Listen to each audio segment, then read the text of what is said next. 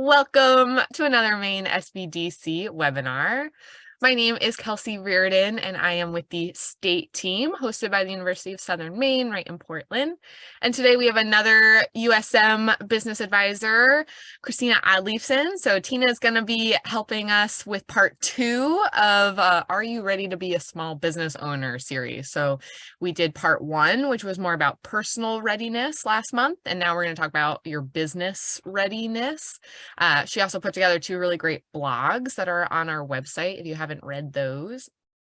If you're not familiar with the Maine SBDC, we are the Small Business Development Centers, and we provide confidential, no-cost business advising. So any question you might have as a small business owner, we can help you answer it. So we might not know the answer, but we can connect you with somebody who does. We can't provide legal or accounting advice, but we can connect you with several lawyers and several accountants who could certainly help you move forward.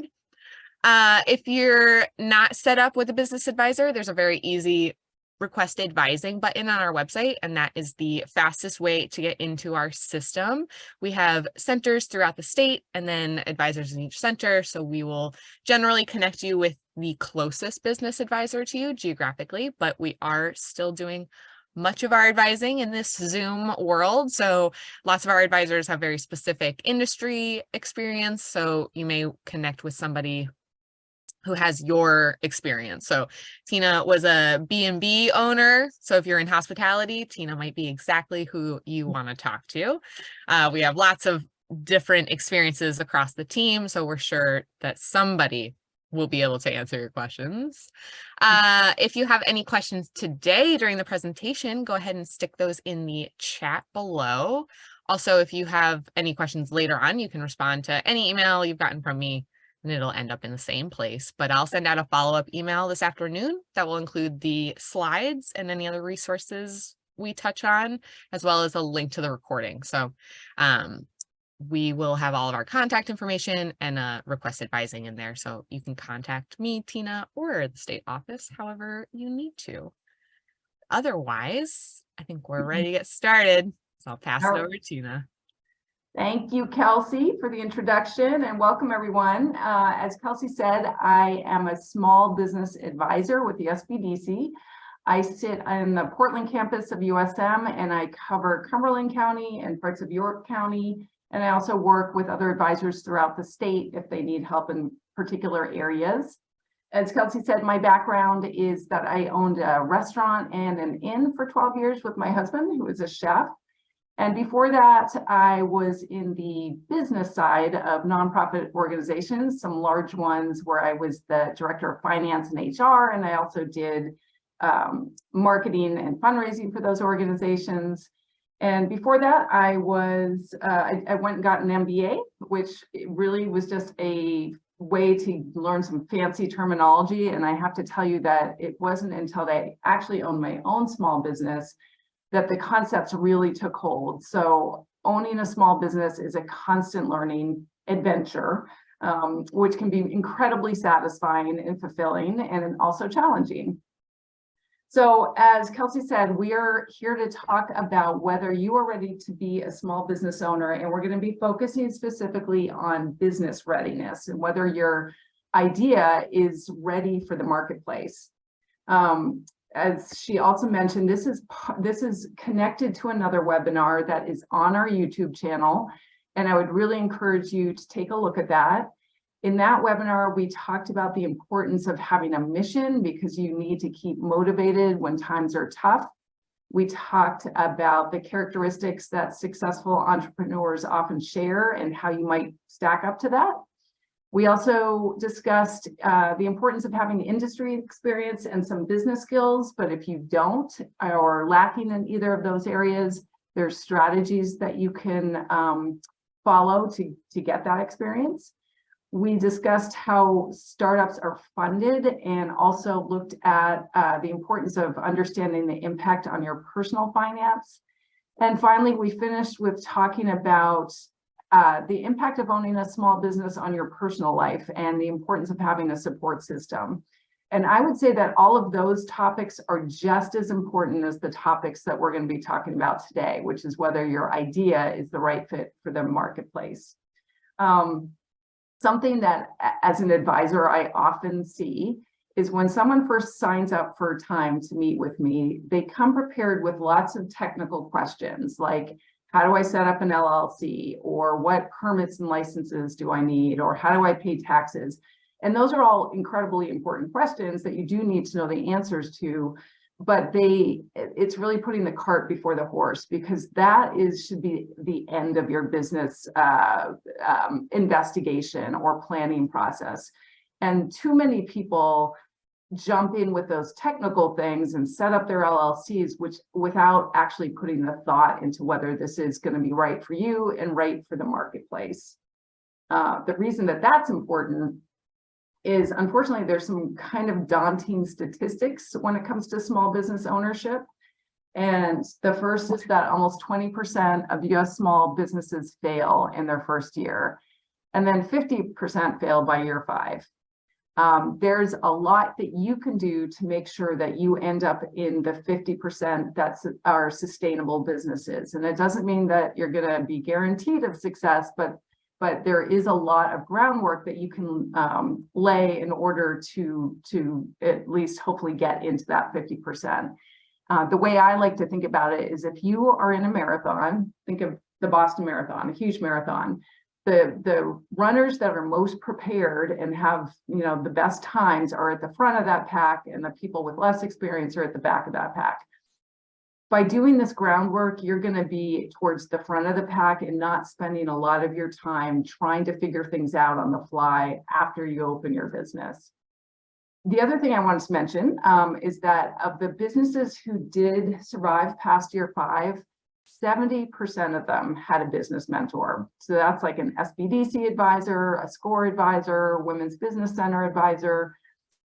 Advisors have been down the road before you, and they can shine a flashlight of what's coming up. A lot of times business owners don't know what they don't know, and having an advisor navigate that path with you can be incredibly helpful. I really wish that I had known about these services. And they're also going to ask you hard questions about the assumptions that you're making about your business. And that sometimes we don't like to ask ourselves the hard questions, but an advisor will help do that with you. And that just means that you're going to be set up for success. So that's why this is such an important topic. And it's a problem I see constantly when people come to me with these technical questions without having done really the thought that needs to happen first.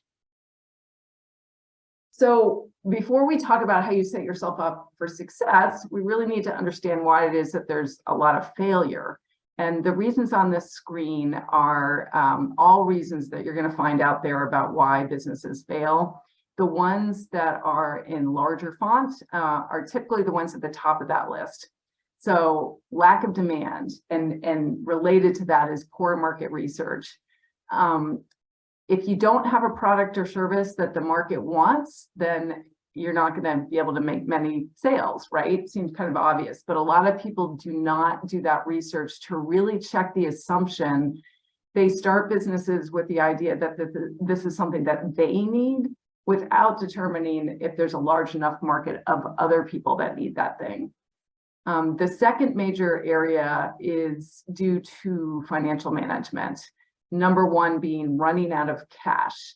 And that is a cash flow, cash management issue. A lot of businesses are seasonal, or they have a business where they invoice people and they might not get paid before they have to pay their vendors. And there's ways to manage that so that you don't run out of cash, because once your bank account's empty, you're kind of done. And a lot of people starting out don't really understand this concept. So that's a big one. Also being underfunded, not having enough working capital, which is just a fancy term for really that cushion in your bank account you need when you're first starting, because you oftentimes don't have the sales in the beginning that you need. So not having that working capital. Other reasons are not understanding their niche and their target customer. And it can be some of these other things like lack of experience or not having a mission that we talked about in our first webinar. So please go back and take a look at that. There's some things you can't control, like starting a business and then a month later having a global pandemic happen. That's bad timing. Not a lot you can do about that. Some people survived that and some people didn't. But it's important to understand why this is happening before we can talk about how to avoid it. So we're going to talk about 5 major areas. And as Kelsey said, please put questions in the chat. It's absolutely fine to have a conversation as we go. But the first thing, there's 5 major areas here. The first is to sell something that people need or they want. Seems really obvious, but unfortunately is not always obvious to small business owners because they make assumptions. Finding your niche within your industry, your target customer, understanding who your competition is and how you stack up to them, and ultimately what we call your value proposition. And we'll be talking about that. Getting the message out, that is just referencing your marketing plan. When you're a small business owner starting out for the first time, you typically don't have a lot of money, so you really need to figure out the most efficient route to get to your customer. And there's a strategy that goes behind that. And then finally, understanding your industry. I have had people come to me who say things like they want to start a restaurant.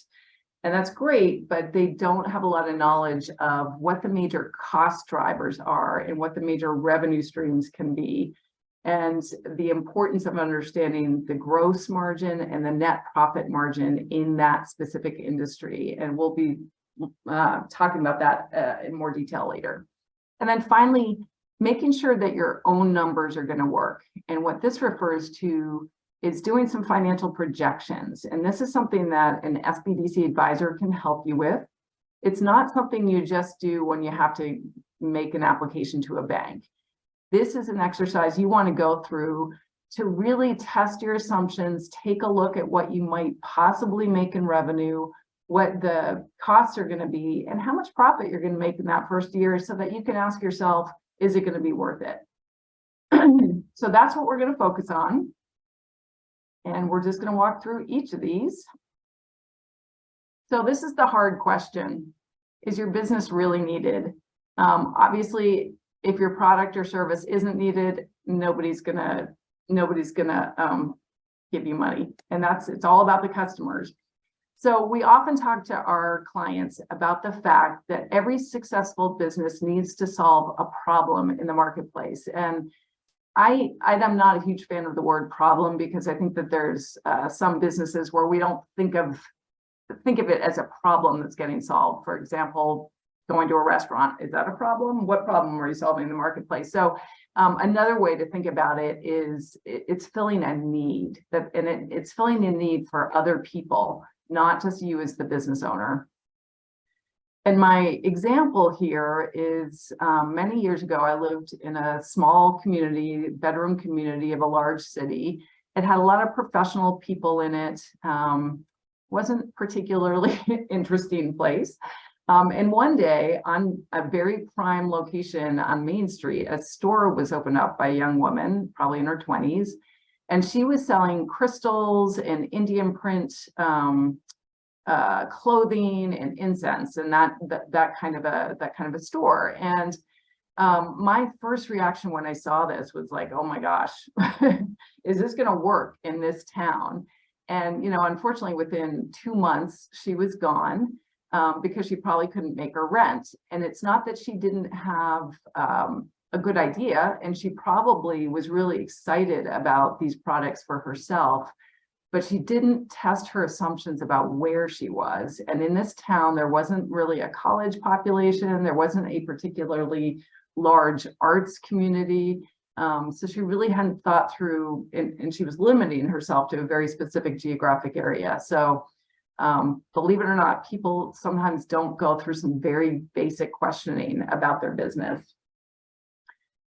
So how do you figure out if your business is needed? So that's where market research comes in. And there's primary market research and there's secondary market research. Primary market research is really critical. It is your conversations with potential customers and other people of influence who can give you honest feedback. So ways that you can do this, there are oftentimes people in the community, like economic development officers in towns whose entire job is to promote economic development. There are people like the directors of Chamber of Commerce. These people really understand what the needs are in a community and what the business environment is like and what the target customer base is like. So they're great people to talk to. You can put together simple surveys and send them out via social media using, say, a Google form, and to solicit feedback about your idea. You can, if say you have a product you're making, like a salsa, you can go out into the marketplace and find a way to give out free samples in exchange for some honest feedback about the packaging, the potential pricing, you know, the flavors, all of that. So this is your direct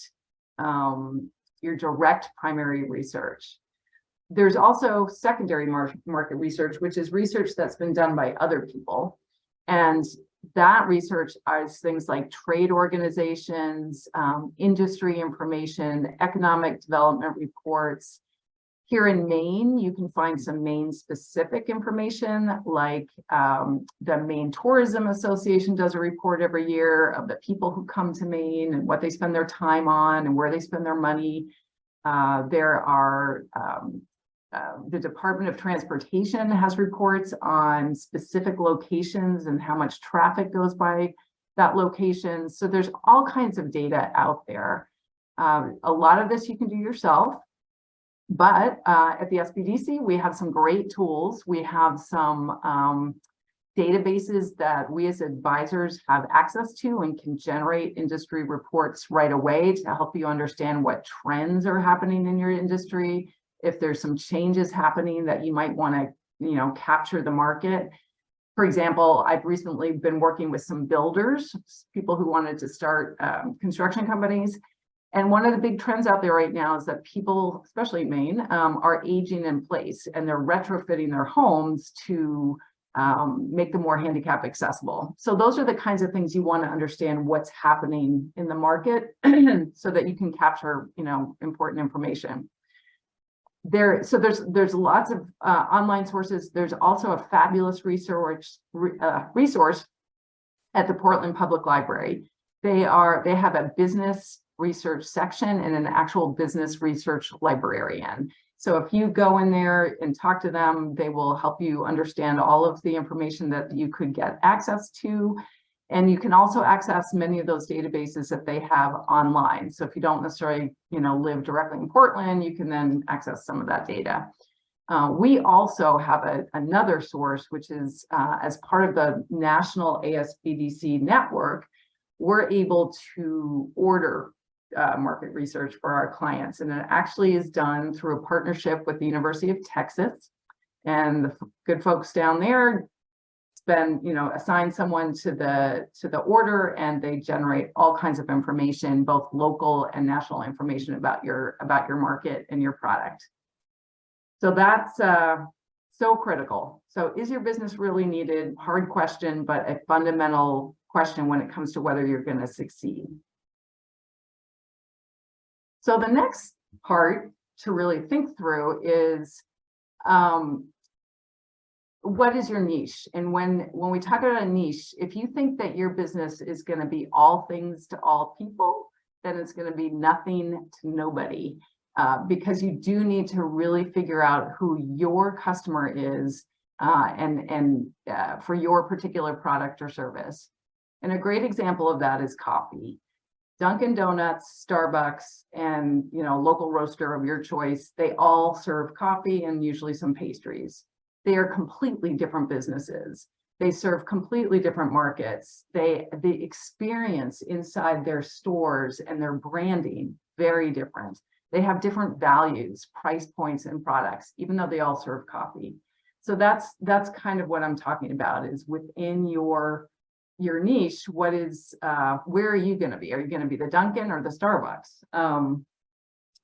And when we think about our customers, we're first starting with demographic information. So that includes where they live. Oftentimes products and services are in demand by gender, by age. You know, does your target customer, are they in a certain income bracket? Are they in certain occupations? Do they have certain educational levels? Even religion and ethnicity play into market choices. So that's often the best place to start. And there, luckily in 2020, a US census was done. So you can access demographic data by, by town within Maine. And then you want to dig a little bit deeper.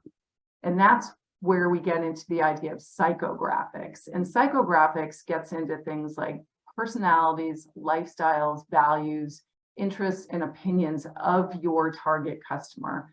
What is it? How would you define these people? And for example, you could have a product that would appeal to a mother who has children.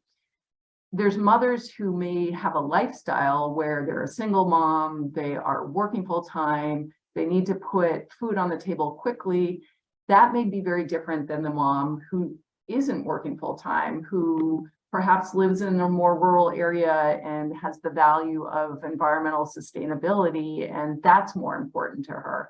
So within your target market, you want to think deeper about people, and values is a really important driver of purchasing decisions. There are two things that I often talk to my clients about and how to actually do this. And one is to create what we call customer personas. This is actually a fun exercise where you can, identify 3 or 4 types of people that you're who are most likely going to want your product or service. And you actually create a person in your head or on a piece of paper. You name them. You talk about all kinds of different characteristics of this person, where they work, what they do on weekends, whether they have a pet, where they hang out on social media. And by doing this, it's really helpful because it helps you when you are going to start doing your social media posts, or you're going to be designing your website or your branding, to think about that actual person and speak to them. And that's going to make your marketing messages very targeted. Another example I give to my clients is the 5-minute rule. So if you're in a room and there's 100 people in that room, and you have 5 minutes to get to your target customer to sell them and tell them about your business, who is that person? Fast, think through, who is that person going to be?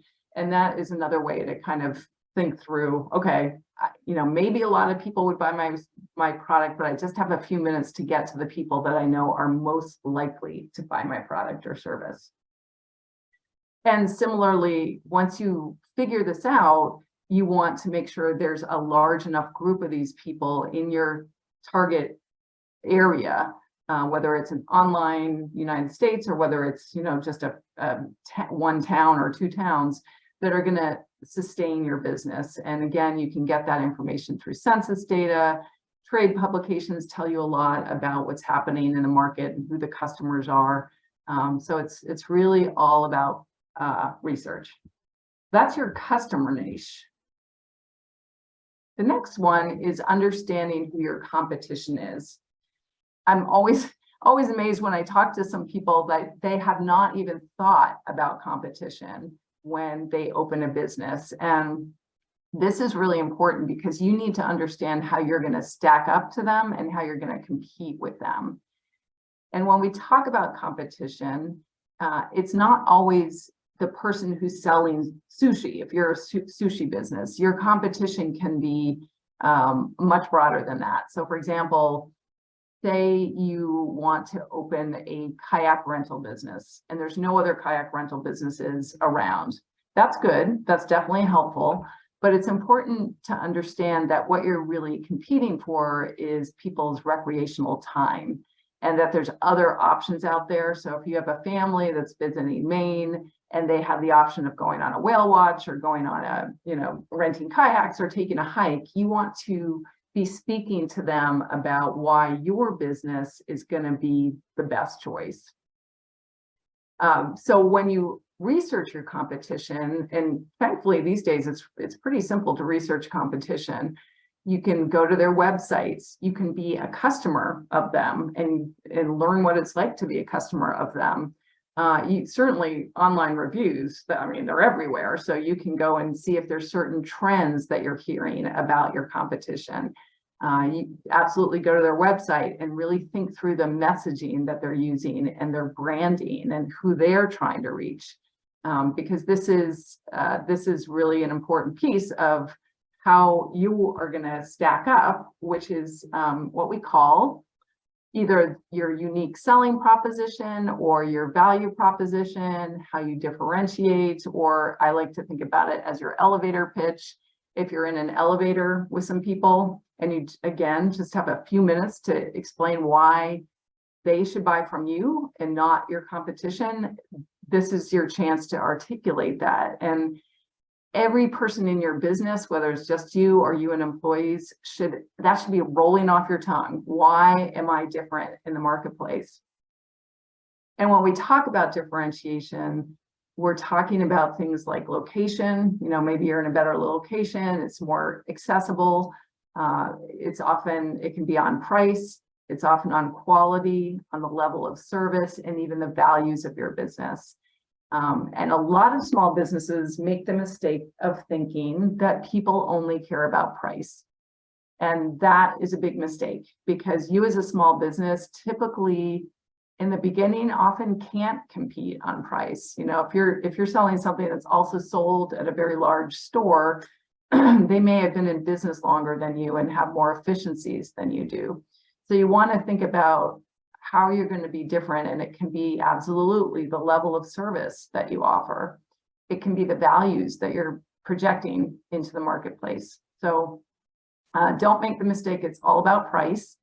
And an example I'll give you there is I recently, in the last couple of years, have had to buy a bunch of furniture, and I bought furniture from lots and lots of different places, and ultimately decided that there's this one company I really want to buy from the most, and they are not the cheapest in the market, but their level of service was so superior that they ended up saving me a lot of time, a lot of hassle. I just felt so good about the experience. I was willing to pay, more for that service. So oftentimes that is the case. So you really want to think through, how are you going to be different? All right, before I go on, I just want to see how people are doing. Any comments or questions, Kelsey? Not so far, but if anybody's got them, you can stick them in the chat. All right. So let's move on. So now you need to get the message out. You've opened your business. What are you going to do to get the message out? And oftentimes people will come to me, and when we start talking about the marketing strategy or section of their business plan, it's often things like, well, I'm going to have social media. I'm going to be on social media, and I'm going to have a website. Well, that's great. But you need to step back and think a little bit more deeply, because again, you as a small business owner are going to have not a lot of marketing dollars, and you want to be incredibly efficient about getting to your target customer. So one of the places you start with is branding. And when we talk about branding, one way to think about it is, if your business was a person, what kind of person are they? Are they a loud, fun, approachable kind of person? Are they a little bit more buttoned up, serious, and professional? Do they use casual language? Does your business like to hike on the weekends and go out into the environment? What is it that's your brand? And a lot of people will come already with their brand in mind, and that's okay, because your brand is often a reflection of who you are as a person, but you just want to be sure that your branding is going to appeal to the target customer that you've identified. Next, you want to ask yourself, okay, I need to get directly in front of my customer. How am I going to do that online and offline? So when people say that they're going to have social media accounts, that's good, and a website, even better. But certain groups of people hang out more on certain kinds of social media platforms. So for example, TikTok, oftentimes a younger population, Facebook, middle-aged to older, LinkedIn, professional B2B kind of experience. So you want to really, you can't throw everything at all social media. You really want to figure out where is your customer and where do you absolutely need to be online.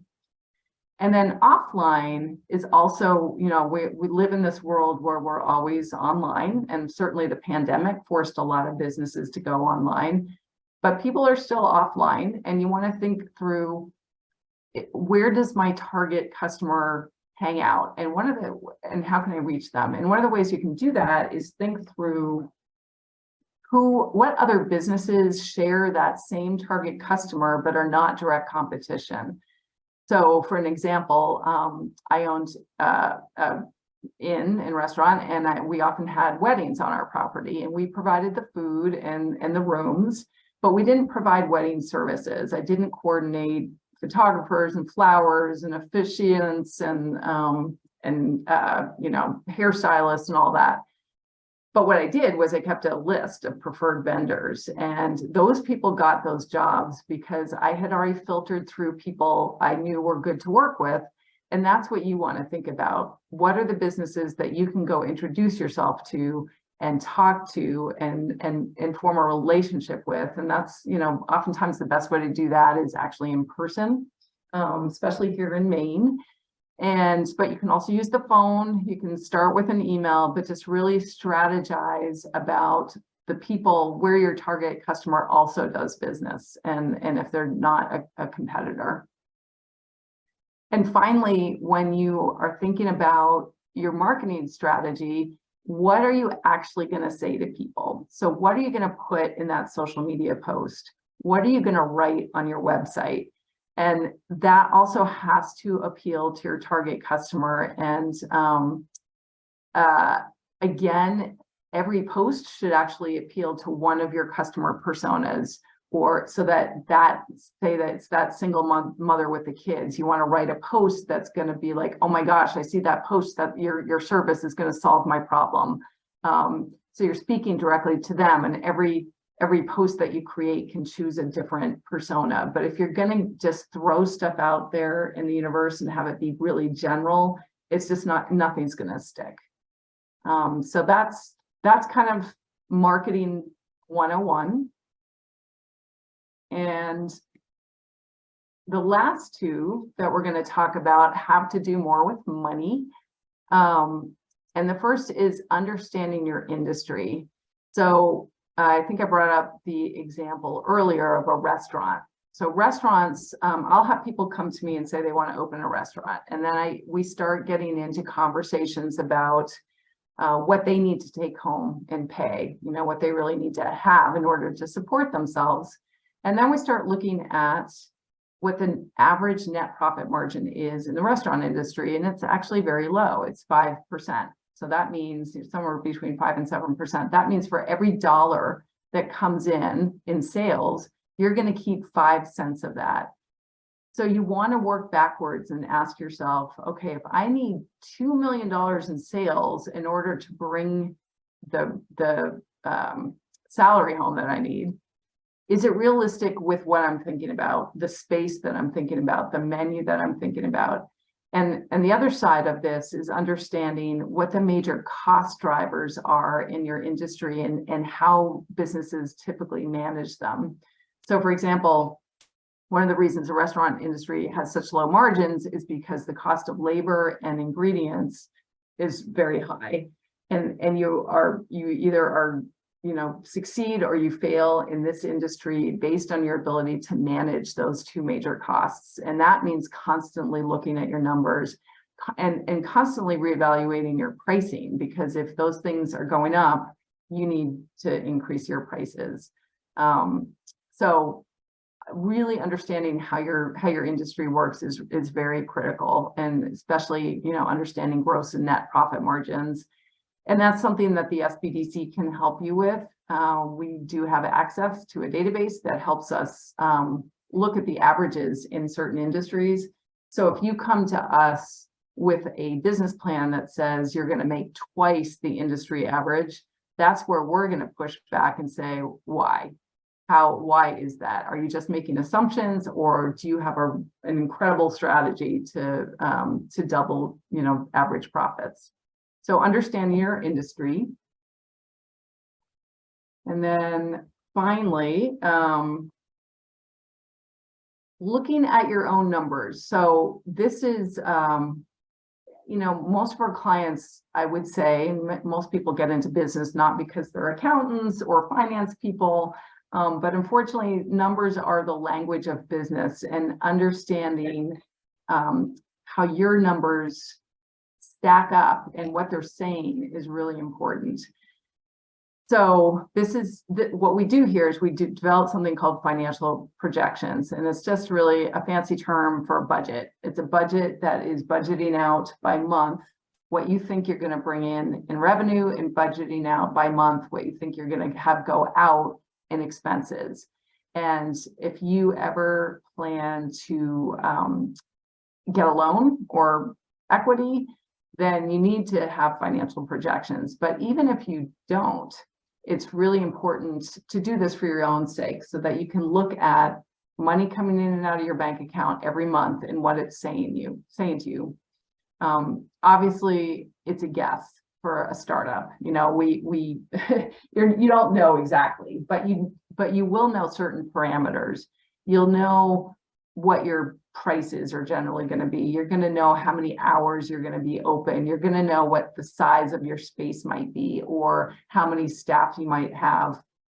And this is where you can really ask yourself, do I have the time to do these numbers? Do I have the staff to do these numbers? And that's where a business advisor can really help you. Projecting expenses is actually pretty easy. There's some standard expenses that all businesses have, like insurance and website costs and utilities, things like that a lot of businesses share. So that part's pretty easy. It's really the revenue projections that are a little bit harder. And we do have several series of webinars that we often do on helping people do financial projections. The other thing you use your financial projections for is to understand your break-even point. At what point, how many sales do you have to have in order to cover what we call your fixed costs? These are the costs that you've committed to paying for, like rent. Doesn't matter how many sales you have to pay your rent. Same thing with insurance, same thing with, oftentimes utilities and even marketing costs. So it's really important for you to ask yourself, if I need, let's say, $1 million in sales to break even, or if you're really small, it could be, much less than that. But you want to ask yourself, can I even do that? Is that realistic at all? And that's what the projections will help you with. And then finally, probably the number one reason that businesses do fail is running out of cash. And this is different than profitability. It's very similar, but there are things that don't show up on a profit and loss statement, but there's still money going out of your bank account. And one of those things is principal on a loan. It's not reflected in a profit and loss, but money goes out. But other ways that people run into difficulty with cash flow is if you have a business where you invoice your customers, meaning you provide a product or service and you bill them and they pay you later, businesses get into trouble based on how quickly people are paying those invoices back, because you might need to pay your vendors before you get money. There's strategies to mitigate that, and being able to project it down the road is really important. If you're a seasonal business and things slow down, but you still have to pay your rent, what are you going to do?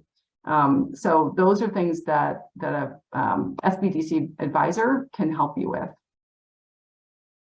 So those are the 5 major things that you need to think about to put you at the head of the pack in the marathon.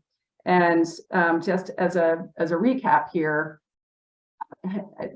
doing an honest assessment and doing the research to figure out, is your business really needed at this time, in this location, at that price point, all of those parameters, is this going to work? And then within your industry, do you know who your target customer is? Do you know who your competition is? And can you explain how you're going to be different?